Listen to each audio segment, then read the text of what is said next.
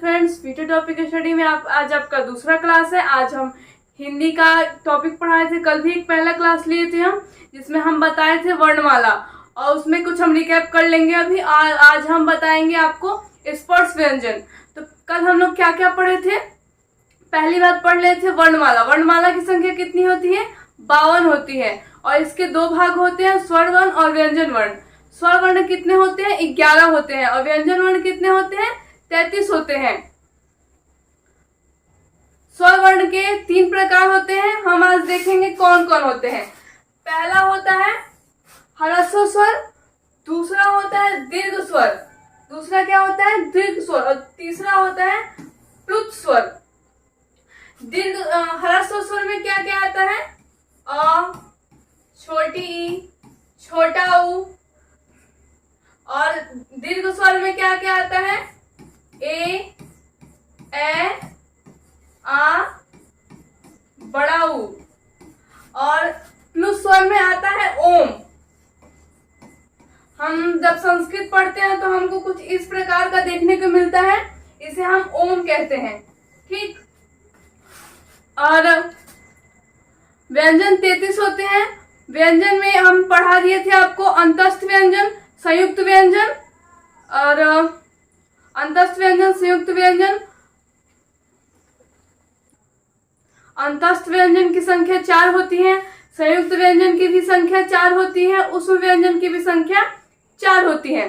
अंतस्थ व्यंजन में क्या क्या आता है? य, र, ल, व आता है।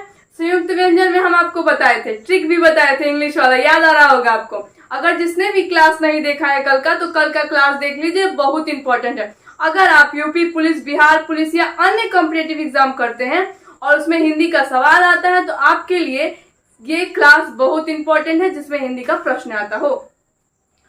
तो हम संयुक्त व्यंजन में बताए थे।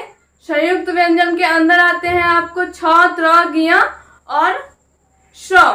ठीक है, आपने ट्रिक देख लीजिएगा पिछली वाली क्लास में, उसमें इंग्लिश वाला हम बताए थे। जिनने भी पहले वाला क्लास देखा होगा उनको याद आ रहा होगा, बहुत मजेदार ट्रिक था।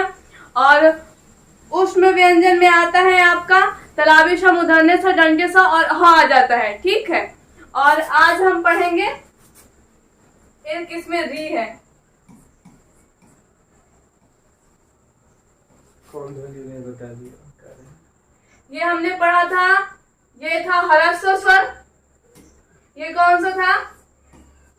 ह्रस्व स्वर। ये दीर्घ स्वर।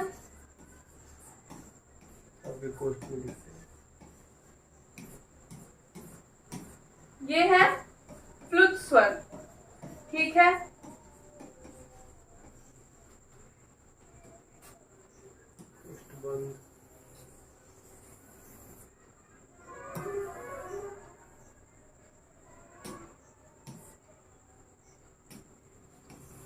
जगह अरेंजमेंट कर रहे हैं, आप लोग को भी करना पड़ता होगा कॉपी में, नहीं?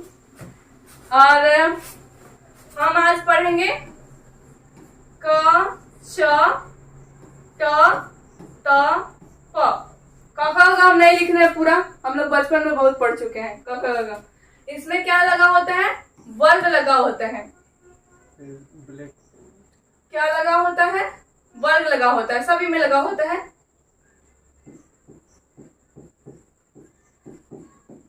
जिसे हम लोग पढ़ते हैं कवर्ग, चवर्ग, तवर्ग, टवर्ग, पवर्ग। ठीक है, अब इसका हम लोग देखेंगे उच्चारण स्थान।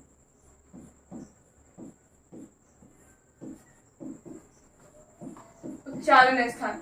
अच्छा, एक बात बताइएगा, जब हम कोई चीज बोलते हैं तो सबसे पहला कहाँ से आवाज आता है? हमारे कंठ से आता है। सोचिएगा जरूर। ठीक है, कंठ से आता है, तो हम लोग क्या कह सकते हैं? कंठ। उसके बाद कहां से आता है? उसके बाद आता है तालु से।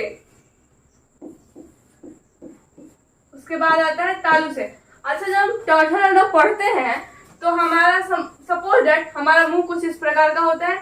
ये हमारा जीभ मान लीजिए, तो हम ट बोलते हैं तो पहले जीभ यहाँ पे आता है, फिर जीभ यहाँ पे चला जाता है। तो इसको हम क्या कह सकते हैं? मूर्धा कह सकते हैं। कह सकते हैं ना? अच्छा ट्रिक है ना याद करने का। और उसके बाद त, उसके बाद क्या बच गया? जब मूर्धा हो गया, कंठ आ गया, मूर्धा तालु आ गया, मूर्धा आ गया, तो उसके बाद क्या बच गया? दंत। तो तालु का उच्चारण स्थान क्या हो जाएगा? दंत। अब पवर्ग, पवर्ग का उच्चारण स्थान क्या बच गया? दंत हो ही गया, तो अब बच गया क्या? ओष्ठ बच गया ना, तो ओठ हम लिख देंगे। ओठ होता है लेकिन हम लोग यहाँ पे ओट्स कुछ लिखते हैं। ठीक है, आज की क्लास हम यहीं पे समाप्त करते हैं। हमें उम्मीद है आपको क्लास आज का बहुत बेहतर लगा होगा।